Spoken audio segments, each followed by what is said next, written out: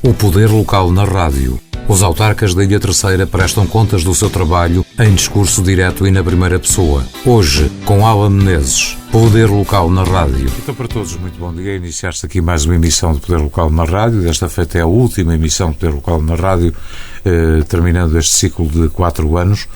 Depois iremos para férias, logo a seguir haverá eleições, quanto ao futuro logo se verá também. Mas falaremos disso mais adiante. Hoje aqui no programa o professor Alan Menezes, Presidente da Câmara Municipal de Angra do Heroísmo. Bom dia, Sr. Professor. Muito bom dia. Tenho aqui 3 ou 4 questões, mais a mais estamos em silly season e, portanto, não há muitas questões. Bom, esta é uma silly season especial do que diz respeito às questões autárquicas. É verdade.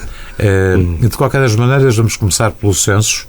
O país perdeu pessoas, os Açores perdeu gente, a Terceira perdeu pessoas e a Angra também. É verdade, nós ficamos com uma perda na casa dos 4,4%, ou seja, ficamos sensivelmente na média da região, que é ligeiramente superior à do país. E isto é uma situação que, de alguma maneira, se vem acelerando. Nós temos que olhar para isto, talvez se calhar olhando com uma visão mais alargada. Nós aqui na Ilha Terceira tivemos uma rapidíssima subida da nossa população a partir dos anos 50 com a criação da base das Lajes e com a enorme migração interna aqui nos Açores que houve de gente de outras ilhas e mesmo de fora dos Açores para vir trabalhar para a base. E, portanto, a população da Terceira subiu muito rapidamente. Aliás, se nós olharmos para a percentagem dos terceirenses no contexto, ou para a fração dos terceirenses no contexto dos açorianos, nós fomos das ilhas, a parte de Santa Maria, que também teve uma subida muito rápida, quando lá se instalou uma base americana no fim da Segunda Guerra Mundial, fomos a ilha que mais ganhou população. Depois tivemos umas grandes perdas nos anos 70 e nos anos 80, que tem a ver com aquela fase aguda da imigração, em que houve anos que foram quase 10 mil pessoas que saíram.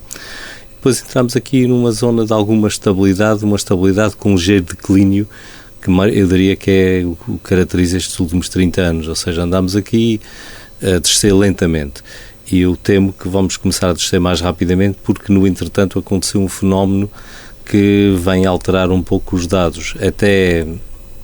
Eu diria até há 10 anos atrás, nós tínhamos mais gente a nascer na ilha do que a morrer, ou seja, o salto fisiológico era positivo. A partir daí inverteu-se esta realidade, ou seja, mesmo que não houvesse nenhuma imigração, ou seja, que nenhumas pessoas saíssem para o exterior, nós naturalmente perderíamos população. Só que isto é um fenómeno lento, como aliás estes dados vêm verificar, ou seja, nós na prática estamos a perder cerca de 150 pessoas ao ano, é o que isto diz.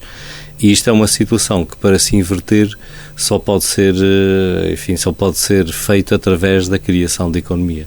O que nós precisamos aqui mesmo é replicar aquilo que já aconteceu e muito bem ali com a criação do Terinov, com a criação do Startup Angra no caso da praia da Terceira Tech Island. Ou seja, nós precisamos de facto de criar aqui iniciativas na área económica que permitam a fixação de população e uma coisa que nós até agora nunca falámos muito, que é a atração de pessoas vindas do exterior. Nós, na nossa população, se fôssemos deixados isolados, estaríamos neste lento declínio.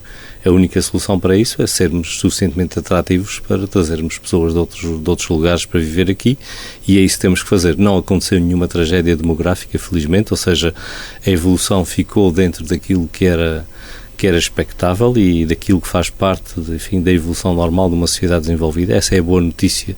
Ou seja, nós já temos um comportamento demográfico que é semelhante àquilo que acontece na generalidade da Europa e portanto, estamos com sinais de sermos um país do primeiro mundo, o que é bom, mas também temos um problema que é típico do primeiro mundo, que é a necessidade de importarmos pessoas, ou seja, o país inteiro e a Terceira e a Angra em particular precisam de ter aqui uma abertura maior ao exterior, tal qual como acontece com a Alemanha, com a França, enfim, com praticamente todos os países do mundo.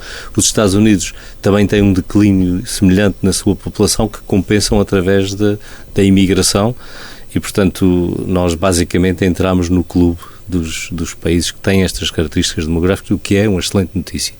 Agora, o desafio é outro. É o desafio de fixarmos pessoas e de criarmos emprego. As políticas de tentar fazer nascer crianças nunca deram resultado em lado nenhum, ou seja, podem dar um pequenino resultado, mas não é por darmos 500 euros ou 1000 euros a um casal que vamos alterar o curso da história, provavelmente apenas faremos que alguns menos sensatos tenham mais filhos e não propriamente alterar este... Por curtir-se anos mais tarde com problema social. Exatamente. Não é? Portanto, nesta altura, creio que aquilo que temos que fazer é seguir o caminho das outras sociedades desenvolvidas, que é criar bons empregos e criar empregos que paguem bem, de forma a sermos competitivos, porque nós também estamos num mundo em que os nossos jovens são cidadãos do mundo e rapidamente se mudam para os sítios em que as perspectivas de vida sejam melhores.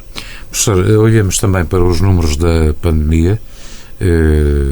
Tivemos aqui um pico há 2 semanas atrás, depois esse pico diminuiu, mas ainda assim se mantêm algumas cadeias ativas, pessoas que chegam e que vêm positivas, portanto já não há aquele zero com que fomos brindados durante largas semanas. Mas há aqui uma excelente notícia também, e isso diferencia-nos, por exemplo, em relação ao que acontece na Ilha de São Miguel. Nós temos um pico com causas que até são identificáveis e com um conjunto de circunstâncias que levaram a isso, mas a verdade é que nós entramos muito rapidamente na fase de diminuição rápida dos números, o que mostra que somos capazes, enquanto sociedade, de nos organizar e de resolver estes problemas. Esperemos que isto não tenha nenhuma inversão e que não aconteça mais nenhuma circunstância que leve à inversão, mas a manter-se a atual tendência ao longo das próximas 2 semanas, chegaremos outra vez a uma zona de equilíbrio. Claro que este equilíbrio é um equilíbrio que não é tão próximo do zero como nós já estivemos antes, porque estamos no pico do verão e numa altura em que há muito mais gente a entrar e a sair da ilha, e portanto aqui os riscos são maiores e o número de casos de viajantes que dão positivo vai tender a manter estes números relativamente elevados, mas a verdade é que do ponto de vista da transmissão comunitária, depois de termos aqui uns dias assustadores de rápido crescimento, entramos aqui também numa recessão e numa estabilização que mostra de facto que os terceirenses sabem controlar as suas vidas. Ainda assim também, e apesar de as expectativas serem menos positivas, verifica-se, não sei quantificar, é apenas um resultado de uma observação direta, a presença de muitos forasteiros na ilha. Também há algumas reportagens publicadas nos órgãos de informação que dão conta de alguma satisfação, embora moderada, do setor da indústria do turismo. Sim, tem alguma noção de facto sim, do que está a acontecer? Nós temos, enfim, vamos auscultando os nossos parceiros nessa área de forma relativamente contínua e frequente, e o que nós temos vindo a ter é o reporte de um ano que, sem ser um ano excepcional, mas está-se a transformar e ao contrário daquilo que eram as expectativas iniciais, está-se a transformar num ano relativamente bom. E esperemos que continue até ao fim da estação assim. Obviamente que isto é outra contrapartida que há bocadinho falávamos, mais pessoas a viajar, mais positivos ao 6º dia, mais positivos à entrada, mas pronto, não se pode ter o melhor dos dois mundos, temos que, enfim, viver com esta situação. E voltando um bocadinho atrás, o que interessa mesmo é mantermos as medidas de prevenção, até que as pessoas estejam todas vacinadas e mesmo assim mantê-las depois, enfim, já com outro grau de liberdade, mas temos que o fazer particularmente porque neste momento temos muitos forasteiros entre nós, e ainda bem que assim é, porque permite aqui também dar aqui alguma respiração a um setor económico que viveu 2 péssimos anos. Sr. Professor, eu ia pedir-lhe também para me falar uma vez mais, de resto tem sido um assunto de que temos vindo a falar ao longo das últimas entrevistas, das últimas quinzenas, que tem que ver com a Praça do Mercado, que é um processo que tem andado pé ante pé. O processo do projeto está neste momento, o projeto está concluído, está a ser feita a verificação técnica, ou seja, depois dos projetistas terem acabado de fazer o seu trabalho, há depois uma outra equipa que verifica se, porque estamos a falar de um projeto de grandes dimensões e de um custo muito elevado, que verifica se não há erros nem incongruências no projeto. Isso está a ser feito e as coisas espero que corram suficientemente rápidas para rapidamente termos o concurso para a empreitada lançado. Está-se a fazer os possíveis por isso, mas esta é uma fase relativamente delicada porque os erros num projeto daquela dimensão podem levar depois enfim, a derrapagens financeiras que ninguém quer que aconteça. E é isso que está a ser feito nesta altura, um trabalho sério de verificação técnica, a ver se está tudo em condições. Já conseguiu a aprovação da verba para o centro interpretativo? Ainda não conseguimos, o prazo de candidatura ainda está aberto, mas tenho uma justa expectativa que a coisa acontecerá assim. Professor, vou-lhe pedir também um breve balanço das obras, no fundo a questão de decorrer um pouco por todo lado, sobretudo aquelas que têm mais implicação com a vida normal das pessoas. Aquela que neste momento tem mais, enfim, está mais notável é a que ocorre ali no Bailão e que tem a ver com a construção dos muros e de suporte e com a vedação da zona para os concertos e para evitar aquele estendal de taipais que lá costumava acontecer, que está a se aproximar da fase final. Também no Bailão há uma outra obra que as pessoas perguntam o que é o terminal de caminhonagem, que está a ser construído ali na zona encostada às piscinas, naquele canto que ali fica. Portanto, é uma espécie de paragem de autocarro gigante para permitir que nós tenhamos uma melhor qualidade nas ligações rodoviárias da cidade com o resto da ilha. E, portanto, é isso que está ali a ser feito. Portanto, é essa a obra. Não está a incomodar muito porque não mexe com o estacionamento e, portanto, as coisas estão a correr, acho eu, com alguma calma. Há uma obra que já devia ter começado e que estão sempre a perguntar quando é que começa. Eu também faço a mesma pergunta, mas não tenho tido uma resposta muito adequada. É a ligação daquela conduta de águas pluviais ali diante do seminário. O empreiteiro está com atraso, já devia ter começado a obra há cerca de 3 semanas, ainda não começou. Esperamos que num destes dias comece. E é isso que explica que se mantenha o trânsito a funcionar ali de uma maneira estranha, porque nós chegámos à conclusão que não valia a pena voltar a pôr o trânsito num sentido para passar de umas semanas pôr no outro sentido e causar a costumada confusão sempre que se inverte o sentido. Só que as coisas estão a demorar bastante mais do que aquilo que nós gostaríamos. Depois, outras intervenções é da piscina, as pessoas estão a ser substituídos os tetos e os isolamentos térmicos para permitir que a piscina seja modernizada e tenha consumos de energia mais razoáveis, portanto isso está a ser feito. A obra está a correr bem. A obra na Igreja das Concessionistas também está a correr dentro da normalidade. A do Livramento ainda não arrancou também por questões que têm a ver com o empreiteiro. As substituições de pavimentos, nesta altura, estão ali junto ao Largo de São Bento, naquela rua de Santo Antônio dos Capuchos. Aí sim, há grandes incómodos no estacionamento e muita poeira no ar, mas são daquelas inevitabilidades que nós não podemos resolver. Outra obra que está a arrancar e que com certeza também trará alguns incómodos é a substituição da rede de águas e pavimentos na Canada da Rabeira das 5 e naquela zona ali, que também, enfim, é uma necessidade e vai trazer ali algum incómodo nesta fase. Uma outra obra que está em preparação é a substituição da rede de águas, que é a mais antiga nesta altura que nós temos no Concelho, no troço que vai da Boa Hora até às Bicas, e uma ligação daí pelo chamado Espigão Velho, que também tem ali uma zona com rede muito antiga que está sempre a arrebentar. Aliás, nesta última semana tivemos 3 ou 4 incidentes de problemas nessa rede, porque é uma rede ainda em fibrocimento, é a rede mais antiga e com material mais inadequado que nós temos. A outra rede de fibrocimento que havia já foi substituída, que é ali na zona de São Carlos, e portanto vamos a caminho de chegar lá. E eu diria, estas são as grandes obras, pois as obras das juntas de freguesia e outras são dezenas, portanto estão por aí, as pessoas veem-nas. Professor, eu não lhe vou pedir um balanço de mandato, porque de 15 em 15 dias tivemos aqui a oportunidade de ir falando em todas as questões que dizem respeito, ou que diziam respeito à vida do Conselho. Ia se calhar pedir-lhe um último balanço a este programa, que leva um ciclo de 8 anos, aliás 2 ciclos de 4, completamos agora 8 anos desde o seu início, é certamente o programa mais antigo. E o tempo voa. O tempo voa. Éramos muito mais novos quando este programa se iniciou. Eu, no meu caso, tinha uma farta cabeleira. E, portanto, eu ia pedir-lhe um balanço a este programa. Depois de outubro logo se verá se o programa voltará ou não, comigo ou não, com o professor ou não. Exatamente, isso aí é uma decisão que depende do povo. É uma decisão que o eleitorado terá de escolher. De qualquer maneira, eu pedi-lhe uma retrospectiva, no fundo, para estes 8 anos, porque aqui na Câmara de Angra, aqui no Concelho de Angra, o senhor foi presidente 2 vezes, na Praia houve 2 presidentes. Portanto, o senhor tem uma noção, se calhar, mais abrangente do programa do que os outros 2 protagonistas. Bom, eu diria que, começando com a questão dos 8 anos, de facto, há 8 anos atrás, as grandes preocupações do município eram de natureza financeira e eram do equilíbrio financeiro e as questões de alguma instabilidade que se tinha vivido no mandato anterior, estabilidade política, que era preciso ultrapassar. E, de facto, foi um período de acalmar o funcionamento da Câmara e de lhe dar aqui algum grau de estabilidade, quer política, quer financeira, que permitisse fazer outras coisas. E isso, creio que os primeiros 4 anos foram completamente conseguidos e fez-se realmente isso.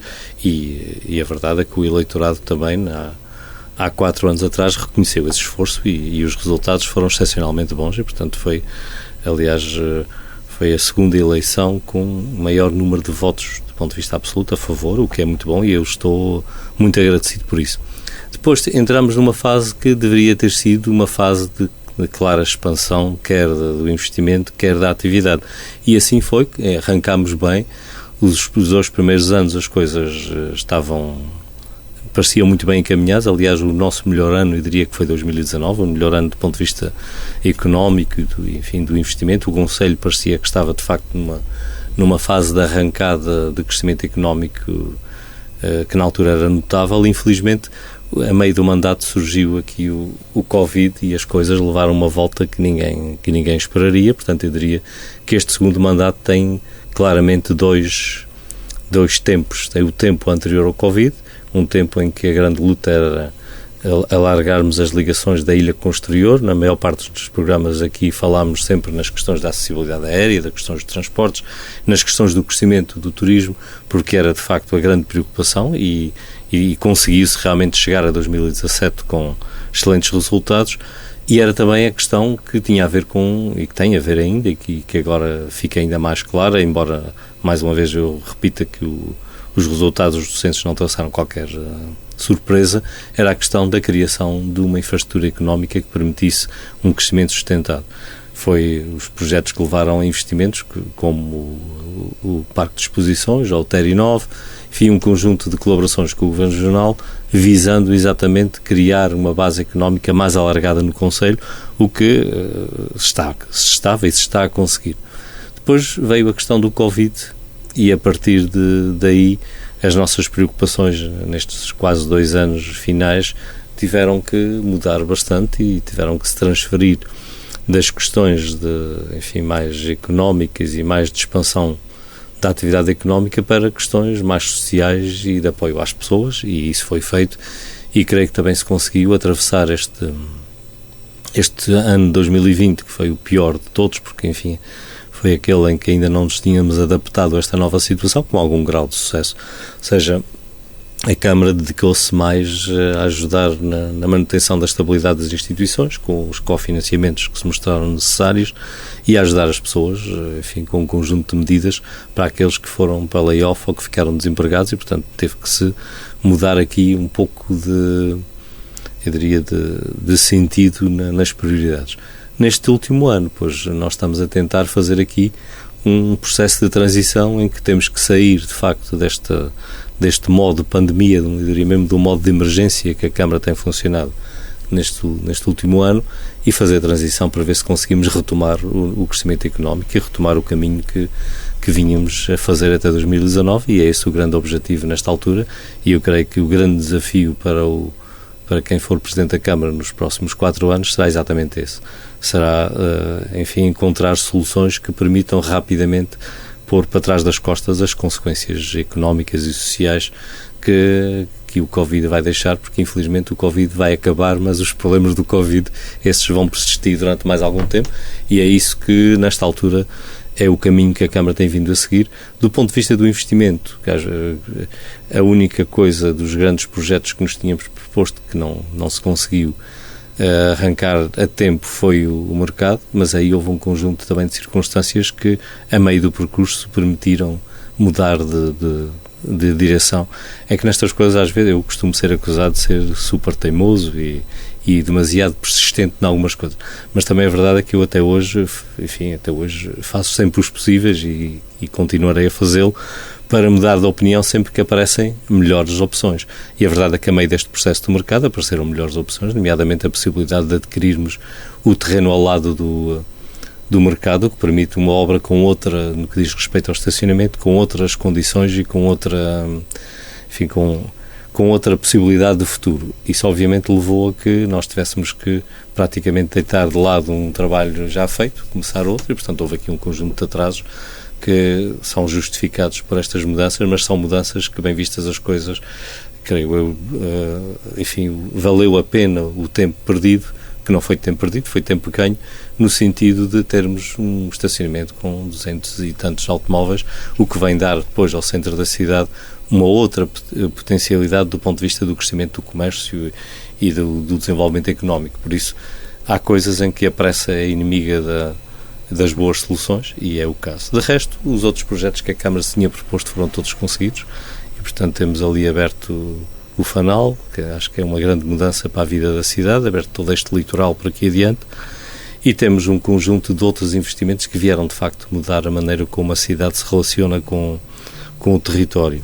Temos ainda aqui no Fanal um projeto feito e que espero que no próximo mandato seja possível alguém pô-lo em funcionamento, que é a ligação para lá da Silveira, e depois a continuação daquela ligação até à Baía das Águas, ou seja, até lá junto à Praça de Touros, de forma a dar também uma maior consistência a esta utilização aqui do litoral e a dar a Angra um outro espaço para que as pessoas, enfim, depois há um eterno problema que vai continuar ao longo da próxima década, que é a necessidade de irmos substituindo pavimentos, que é um trabalho que tem que ser lento e feito com cautela para não causar uma excessiva perturbação à cidade, que mesmo assim se conseguir fazer alguma coisa, e vamos ter que continuar a fazer. Agora o próximo passo já devia ter começado e que espero que comece em breve, que é aquela zona ali diante do seminário, mas temos a ladeira de São Francisco num estado miserável que precisa ser o pavimento substituído, temos a Rua da Sé cheia de altos e baixos, temos o Alto das Covas, para o qual há um projeto que muda completamente aquela configuração e que tem que ser executado, porque o pavimento também está em péssimo estado, e portanto nós temos aqui desafios que são desafios de continuação, que é preciso continuar a levá-los a bom termo. Professor, a terminar mesmo, eu gostaria de dizer que ao longo destes 8 anos nenhum destes programas teve um alinhamento prévio, isto é, as perguntas nunca foram concertadas com os intervenientes, quer consigo, quer com os outros dois presidentes de Câmara, e que estiveram sempre disponíveis para responder a perguntas que foram colocadas pelos ouvintes. Portanto, tratou-se aqui de um espaço de conversa que durante 8 anos permitiu acompanharmos o viver do Conselho e das preocupações. Quero agradecer-lhe a sua disponibilidade e, quiçá, este programa irá continuar com quem ainda não sabemos. Exatamente, e da minha parte também agradecer enfim, esta oportunidade de nós falarmos diretamente para os angrenses, o que é excelente, esta oportunidade também de termos perguntas abertas e de fazermos aqui uma conversa livre, o que é excelente, porque nestas matérias o melhor mesmo é nós, enfim, falarmos com naturalidade e com abertura, e obviamente que da minha parte fica aqui o meu grande agradecimento, enorme agradecimento pelo trabalho feito ao longo destes 8 anos, destes 2 ciclos de programas, e obviamente que agora o futuro, esse depende dos eleitores. Muito obrigado. O poder local na rádio. Os autarcas da Ilha Terceira prestam contas do seu trabalho em discurso direto e na primeira pessoa. Hoje, com Alan Menezes. Poder local na rádio.